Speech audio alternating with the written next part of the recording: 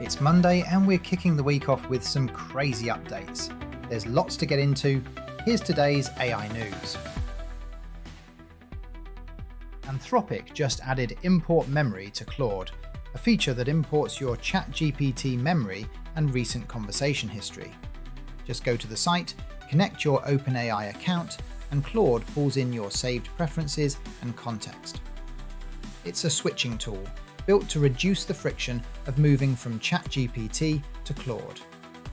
The main barrier has always been that people have spent months or years building up context in a system that now knows them.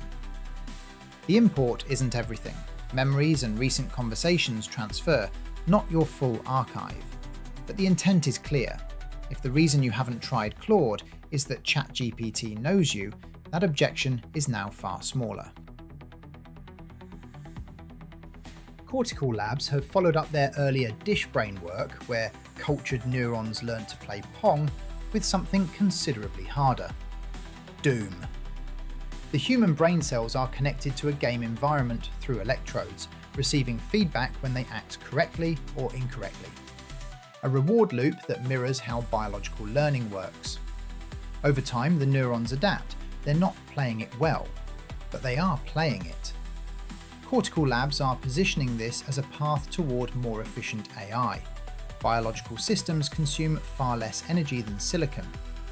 The harder question, which nobody is quite ready to answer, is where the ethical lines sit as the substrate gets more complex. For now, a Petri dish has completed a level of Doom.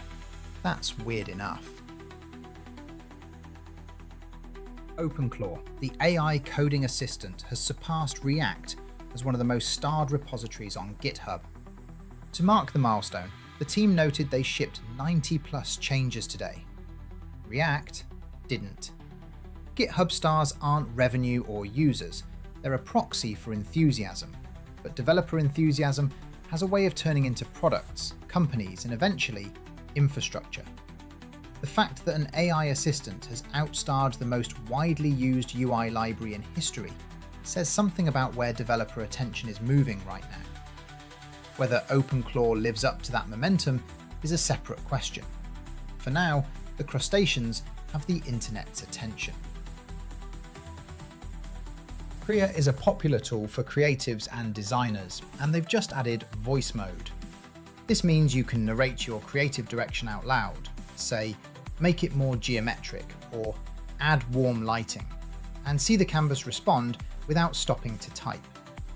The demo shows someone drawing a simple shape while saying mid-century modern wicker chair, and watching it transform live. This is a different way of thinking about creative AI tools. Most of them are text box first, which means you're writing prompts in parallel with your work. Voice mode collapses that gap. It becomes part of the drawing process rather than a pause in it. It's currently available on Krea iPad. Telegram have just added streaming responses, meaning that the text can appear as it generates, the way it would on a typical LLM. Until now, Telegram bots had to wait for the full response before delivering it, which made AI assistants on the platform feel noticeably slower. The Telegram bot ecosystem is enormous. It's been a favourite of developers for years. The main UX friction for chat was the lag, but Telegram just fixed that. OpenClaw passing React on GitHub stars on the same day Durov upgrades the platform's AI infrastructure might be coincidence, but it points at something. Telegram is quietly becoming the default distribution layer for AI assistants, and today's update removes one of the last reasons to build somewhere